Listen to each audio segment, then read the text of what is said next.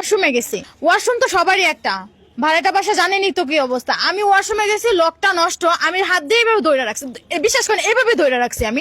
সে এসে ঠাস করে দরজা ধাক্কা দিছে, তাহলে পুরোটা দরজা খুলে যাবে না? আমি তো একটা মেয়ে মানুষ, সে ছেলে মানুষ কিভাবে ওইখানে ঢুকলো? তার কি লজ্জা শরম না? সে কি একটা কাশন দিতে বলো এভাবে করে কাশতে পারতো? আফা আমার খুব জোরে হাগা আইছিল, এমন জোরে হাগা আইছিল আমার উপর আর নিচে খালি ঘামতেছিল। বুঝছেন, এই ধান বিশ্বাস না করেন আমি ভূত ধরে রাখছি।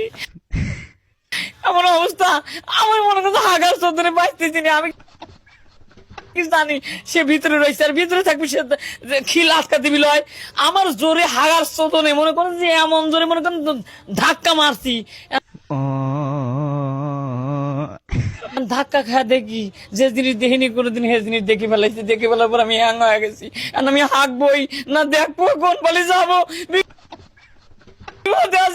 গু আটকে রয়েছে। এই দেন আমার